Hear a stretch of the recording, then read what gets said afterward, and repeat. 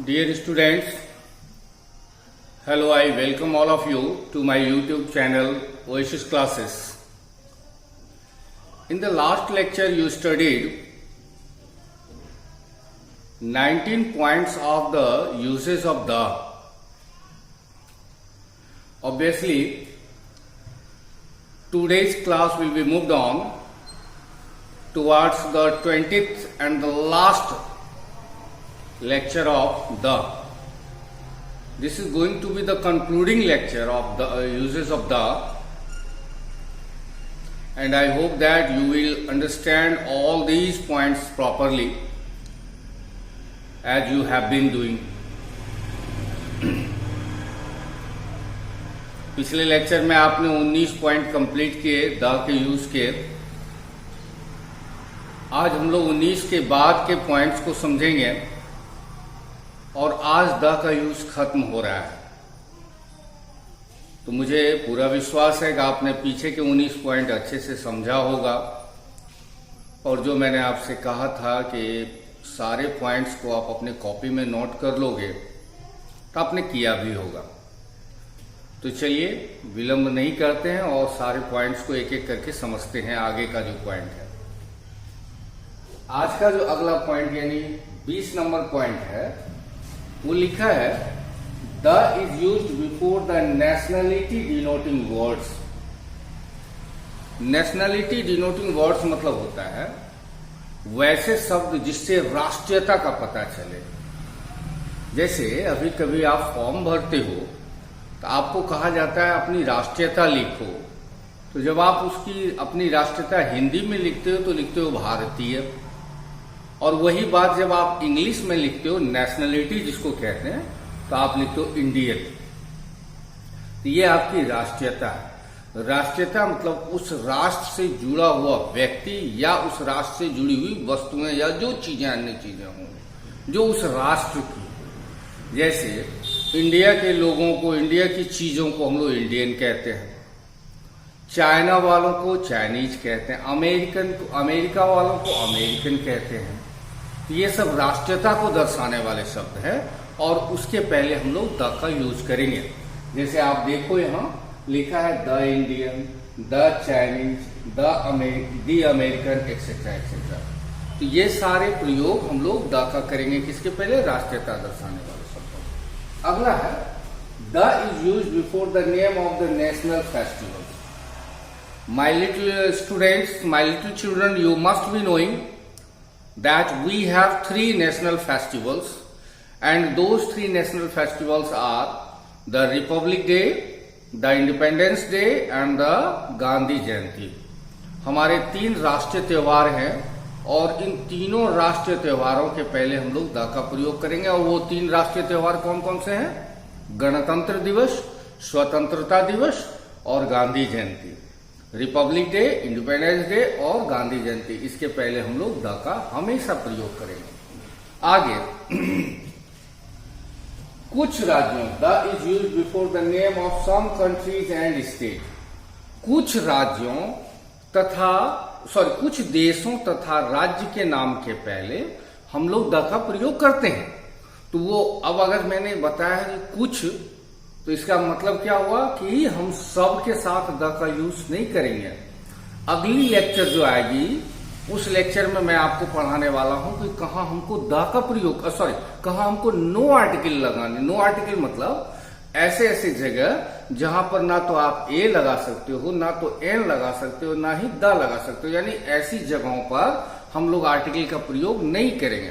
तो अभी तक तो हमने समझा कि कहाँ हमको ए लगाना है, कहाँ हमको एन लगाना है, और अभी हम लोग खत्म कर रहे हैं कहाँ हमको द लगाना है। अगली जो लेक्चर आने वाली है उसमें हमें ये भी सीखना है कि वो कौन कौन सी जगहें हैं, कौन कौन से नाउन्स हैं जिनके पहले हम लोग ना तो ए लगा सकते हैं, ना तो एन लगा सकते हैं, ना ही द लगा सकते हैं, जिसको हम लोग नो आर्टिकल कहते हैं। उसमें मैं ये पॉइंट जरूर लिखाऊंगा कि नॉर्मली देशों के नाम के पहले, राज्यों के नाम के पहले द नहीं लगता। द पाकिस्तान, द इंडिया या द बिहार, द झारखंड नहीं होता। लेकिन कुछ अपवाद हैं, कुछ देश हैं विश्व में, जैसे यूएसए है तो द यूएसए बोलेंगे, अब यहां पर मैंने उसका फुल फॉर्म भी लिखा है, the United States of America, क्योंकि there will be a confusion in your mind if USA is there, then we use the, and if it is written in extended form or spoken in extended form, shall we be able to use there the or not? आपके मन में एक question आ सकता है कि sir जब USA है तो द लगा दिए, ठीक है, ओके, लेकिन अगर यूनाइटेड स्टेट्स ऑफ अमेरिका रहेगा तो क्या लगाएंगे हम the? Yes, you can and you will, surely आपको लगाना है, क्योंकि किसी भी रूप में यूएसए के पहले हम लोग द, हाँ अमेरिका रहेगा तो नहीं, लेकिन यूनाइटेड स्टेट्स ऑफ अमेरिका है लिखा हुआ शॉर्ट में या फुल फॉर्म में तो द लगेगा। उसी तरह UK, the United kingdom, Britain को हम लोग यूनाइटेड किंगडम कहते हैं। यूएई, यूनाइटेड अरब एमिरेट्स, जिसको हिंदी में हम लोग क्या कहते हैं? संयुक्त अरब अमीरात, इनके पहले भी द लगाया जाता है। आगे है द वेस्ट इंडीज, कई आइलैंड का समूह है, जमाइका है, त्रिनिदाद है, टोबैको है, फिजी है, सूरीनाम है, गुआना है, बहुत सारे, उन सबको मिला करके वेस्ट इंडीज कहा जाता है। कई आइलैंड का वो क्या है? समूह, तो उसके पहले भी हम लोग द लगाएंगे। चाइना रहेगा तो चाइना के पहले द नहीं लगेगा, I am going to the China नहीं, तब गलत हो जाएगा, I am going to China. लेकिन अगर रिपब्लिक ऑफ चाइना है तब द लगेगा, तो द रिपब्लिक ऑफ चाइना। उसी तरह अपने देश में एक राज्य है पंजाब, जिसके नाम के पहले हम लोग द लगाते हैं। Obviously there will be a question in your mind, sir why? आपके मन में प्रश्न होगा कि सर ऐसा क्यों, पंजाब में क्या खूबी है, अपने बिहार या झारखंड में क्या कमी रह गई जो हमारे आगे द नहीं लगता? तो पंजाब द्विगु समास को दर्शाता है। अगर आपने हिंदी में समास पढ़ा है और अभी भी याद है आपको, तो आपने पढ़ा होगा द्विगु समास। द्विगु जिसको हम लोग संख्यावाची समास, जैसे पंचनयन, त्रिशूल, हाँ 5 आंखों वाला, त्रिशूल 3 शूल वाले यानी कांटे वाले, तो ये सब जो है संख्यावाची। उसी तरह पंजाब भी संख्यावाची है। अब कहोगे कैसे संख्यावाची है सर? तो पंच मतलब 5 और आब मतलब नदियां, वैसा राज्य जो 5 नदियों के मैदान से बना हो उसको हम लोग पंजाब कहते हैं। व्यास है, झेलम है, चिनाब है, सतलुज है, मेरी मेमोरी से कुछ स्लिप कर रहा है, तो ये 5 नदियां हैं। इन 5 नदियों के समागम से जो मैदान बना है, उन मैदान से बने हुए क्षेत्र को हम लोग पंजाब कहते हैं। द्विगु संख्यावाची समास के पहले द लगता है, इसलिए पंजाब के पहले द लगाते हैं। आगे है कंपैरेटिव डिग्री को अगर एक बार कंपैरिजन के रूप में यूज किया जाए तो द नहीं लगता। जैसे मैं अमित से लंबा हूं, तो I am the taller than Amit नहीं होगा, 100% रॉन्ग हो जाएगा वो। हमेशा सही क्या होगा? I am taller than Amit, I am the taller than नहीं होगा। लेकिन पॉइंट को ठीक से समझिएगा कि सामान्यतः generally if the comparative degree is used twice in a sentence then the is used before both. अगर किसी वाक्य में एक दफे नहीं 2 बार कंपैरेटिव डिग्री का प्रयोग किया गया हो तो दोनों के पहले द लगाते हैं। और पिछली क्लास में मैंने डिग्री को आपको कुछ समझाया था। ऐसे डिग्री ऐसा चैप्टर नहीं है जिसको 2 मिनट में समझा दिया जाए, लेकिन मैंने भरसक कोशिश की थी कि आप कुछ सरल रूपों में उसको समझ पाओ। एक बार मैं फिर से बता दूं कि डिग्री एडजेक्टिव से बनता है। एडजेक्टिव जिसको हम लोग विशेषण कहते हैं, जैसे tall, Amit is a tall boy, तो वो जो मूल एडजेक्टिव है उसको हम लोग पॉजिटिव डिग्री, यानी टॉल क्या होगा? पॉजिटिव। और सुमित अमित से लंबा है, तो Sumit is taller than Amit. Comparison हुआ, तुलना हुआ 2 आदमी के बीच में, इसलिए इसको कंपैरेटिव कहते हैं। तो वो टॉल से क्या होगा? टॉलर। और अंकित सबसे लंबा लड़का है, Ankit is the tallest boy, superlative, super हो गया यानी सबसे ऊपर। तो कंपैरेटिव जिसमें तुलना हो तो टॉलर हुआ, लॉन्गर हुआ, मोर हुआ, बेटर हुआ, ये सब क्या है? Comparative degree. और अगर एक वाक्य में एक बार नहीं 2 बार कंपैरेटिव डिग्री का प्रयोग हुआ हो तो दोनों के पहले हम लोग द का प्रयोग करेंगे। जैसे यहां देखिए, the higher we go the cooler we feel. यहां आप गौर करोगे, एक है हायर कंपैरेटिव डिग्री है, दूसरा है कूलर कंपैरेटिव डिग्री है। इसलिए आप गौर करो कि हायर के पहले भी द लगा और कूलर के पहले भी द लगा। मैं बार बार दोहरा रहा हूं, अगर एक बार रहेगा तो नहीं लगेगा। तो हायर के पहले भी हम द लगा रहे हैं और कूलर के पहले भी द लगा रहे हैं, क्योंकि यहां पर कंपैरेटिव डिग्री का प्रयोग कितनी बार हुआ है? 2 बार। हिंदी क्या हुआ? हम जितना ऊंचा जाते हैं उतना ही ठंडक महसूस करते हैं। जान करके मैंने 2 एग्जाम्पल दिया है, ताकि एक में अगर आप क्लियर नहीं हो पाओ तो दूसरे से समझो। द मोर ही वर्कड, मोर देखिए कंपैरेटिव है किसका? मच का। मच मतलब ज्यादा, मोर मतलब उससे भी ज्यादा, अब मोस्ट मतलब सबसे ज्यादा, सुपरलेटिव मोस्ट हो जाता है। तो द मोर ही वर्कड, यहां मोर हो गया। और the better result he got, तो यहां बेटर, गुड, बेटर, बेस्ट, तो बेटर कंपैरेटिव हुआ। तो बेटर के पहले भी द और मोर के पहले, क्योंकि 2 बार कंपैरेटिव का प्रयोग हुआ इस वाक्य में। उसने जितना ज्यादा काम किया उतना ही अच्छा परिणाम पाया। इसकी हिंदी ये है। अगला है कि अगर किसी नाउन के तुरंत बाद, generally if any noun is followed by any WH conjunction, अगर किसी नाउन के तुरंत बाद WH कंजंक्शन लगा हो। WH समझते हो आप? WH कहते हैं जिसकी स्पेलिंग किससे शुरू होती है? WH से। जैसे क्यों बोलोगे तो क्या लिखोगे? व्हाई। क्या बोलोगे तो व्हाट। कौन बोलोगे तो हु। कहां बोलोगे तो वेयर। कब बोलोगे तो व्हेन, है ना। और उसी का जब हम कंजंक्शन के रूप में प्रयोग करते हैं तो व्हेन मतलब कब ना होकर के क्या होता है? जब। हु मतलब कौन ना होकर के जो। विच मतलब कौन ना होकर के जिसने या जो। ये सब होता है कंजंक्शन के रूप में। तो लिखा है कि अगर WH हो तो उसके पहले जो नाउन लगा है उसके आगे द लगाओ।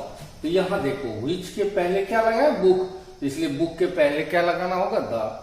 यहां देखो, हु के पहले क्या है? बॉय, बॉय के पहले द लगाना होगा, लगाना ही होगा, इसका ध्यान रखना है। तो this is the book which I bought yesterday, यह वही किताब है जिसे मैंने कब खरीदा है? कल खरीदा है। तो this is the book, this is a book नहीं, दिस इज बुक खाली भी नहीं, यानी AN तो नहीं लगाना है, खाली भी नहीं छोड़ना है, द लगाना है। कब? जब बीच में कंजंक्शन WH कुछ भी रहे। अगला है, अगर दो नाउन किससे जुड़े हों? ऑफ से जुड़े हों। अगर 2 नाउन ऑफ से जुड़े हों, देखिए क्या लिखा है, अगर 2 नाउन्स ऑफ से जुड़े हों तो पहले नाउन के पहले द लगाया जाता है। अगर 2 नाउन ऑफ से जुड़े हों तो पहला जो नाउन होगा उसके पहले द लगाओ, चाहे वह किसी भी तरह का नाउन हो। कहोगे कि सर ये तो लफड़ा लगा दिया आपने, ये किसी भी तरह का नाउन हमको नहीं समझ में आया। आप जानते हो कि 5 तरह के नाउन होते हैं: व्यक्तिवाचक, जातिवाचक, द्रव्यवाचक, समूहवाचक और भाववाचक। Proper noun, common noun, collective noun, abstract noun and material noun. तो ये सारे 5 नाउन में से याद रखिएगा। अगले क्लास में तो हमको बात लिखाने ही वाले हैं, जो मैं बार बार कह रहा हूं कि कहां आर्टिकल नहीं लगानी है। तो उसमें ये बात भी आप सुनोगे कि द्रव्यवाचक के पहले, व्यक्तिवाचक के पहले और भाववाचक के पहले सामान्यतः हम लोग आर्टिकल का प्रयोग नहीं करेंगे। लेकिन अगर ऑफ वाला लफड़ा आ गया तो हम उसके पहले भी करेंगे जिसके पहले होता नहीं है। द्रव्यवाचक के पहले, अच्छा आप क्या लिखते हो? I am drinking A water लिखते हो कभी? क्या कभी नहीं लिखा होगा, कहीं नहीं देखा होगा। आप कहीं नहीं देखे होंगे आई एम ड्रिंकिंग द वाटर, ना तो ए लगाते हो ना तो द लगाते हो। आप सही क्या लगाते हो? I am drinking water. हाँ, जैसे we should drink milk, we should drink the milk नहीं, we should drink a milk नहीं। आर्टिकल लगता ही नहीं है द्रव्यवाचक संज्ञा के पहले। लेकिन यहां गौर कीजिए, the milk of cow is good for health. यहां देखिए मिल्क है, अब मिल्क के पहले मैंने द लगाया है, और यह द लगाने के पीछे हो सकता है आपके चाचा पूछ दें, आपके बड़े भैया पूछ दें, या समाज में जो आपके बड़े हैं वो पूछ दें कि बेटा ये समझाओ कि हम मिल्क के पहले द क्यों लगाए, क्योंकि मिल्क के पहले तो द नहीं लगना चाहिए। तो आप कैसे उनको समझाओगे कि यहाँ मिल्क और काउ के बीच में क्या है? ऑफ है। और हमारे सर ने हमें सिखाया है कि अगर 2 नाउन के बीच में ऑफ हो तो जो पहला नाउन है उसके पहले द लगाते हैं, उसके पहले भी लगाते हैं जिसके पहले लगना नहीं चाहिए, लेकिन यहां लगेगा अगर ऑफ का लफड़ा आ गया। जैसे देखिए, he is the member of our family. अब देखो, मेंबर के बाद क्या है, ऑफ है, तब क्या है, आवर फैमिली। आवर फैमिली एक नाउन, मेंबर एक नाउन, अब बीच में क्या आ गया, ऑफ, तो इसलिए हम मेंबर के आगे हमको क्या लगाना पड़ेगा। यानी क्या समझा आपने, अगर दो नाउन के बीच में ऑफ है तो जो आगे वाला नाउन है, पहला वाला नाउन है, उसके पहले हमको द का प्रयोग करना होता है। इतना ही था, कोई बहुत ज्यादा मुश्किल टास्क नहीं है, बहुत ज्यादा मुश्किल काम नहीं है, और ध्यान से पढ़ना है, ध्यान से समझना है। कोई त्रुटि हो, कोई दिक्कत हो, कोई समस्या हो, हमको जरूर कॉल करके पूछिए आप। हाँ, उसके लिए कोई सख्चाहट नहीं, कोई भ्रम नहीं कि भाई कैसे पूछेंगे सर से। मेरा नंबर आप लोगों के पास है ही, तो आप उससे हमको कॉल करो, व्हाट्सएप करो, जो सुविधाजनक रास्ता आपको लगे हम ऐसे पूछ सकते हैं सर से, जरूर पूछिएगा। That's all my dear students, I hope that you would have understood the complete package of a and the properly, and in the next class, as I told you earlier, the next class will be for no article, in which we have to understand which are the places where we cannot use any kind of article, either a, an or the. अगले class में हम लोग no article, बड़ा important class होने वाला है। और जैसा मैंने एकदम शुरुआती क्लास में आपको कहा था कि उसके बाद वाली क्लास ये होगी कि आपको ये समझाया जाएगा कि कभी ए बुक होता है, कभी द बुक होता है, तो हम दोनों के फर्क को कैसे समझेंगे, कहाँ हम ए लगा देंगे और कहाँ हम द लगा देंगे। सेम चीज है, बुक ही है, वहीं ए भी लग रहा है, वहीं द भी। एन एप्पल होता है या एन एलिफेंट होता है तो दी एलिफेंट भी हो जाता है, तो ऐसा क्यों होता है। तो ये सारी चीजें हम लोग लास्ट के क्लास में, यानी कि 2 और क्लास बचा हुआ आर्टिकल का, अगली क्लास में नो आर्टिकल, वो कौन सी जगह है जहां हम आर्टिकल लगा नहीं सकते, और आखिरी क्लास में हम वही फर्क को समझेंगे कि कुछ ऐसे जगह भी होते हैं जहां ए एन भी लग जाता है और द भी लग जाता है। ये कंफ्यूजन क्लियर करना है। That's all. I think you have understood, you have enjoyed today's video properly, and in the next class, as I have been repeating you have to pull up your socks and you have to understand the lecture properly. Thanks all of you for watching my video.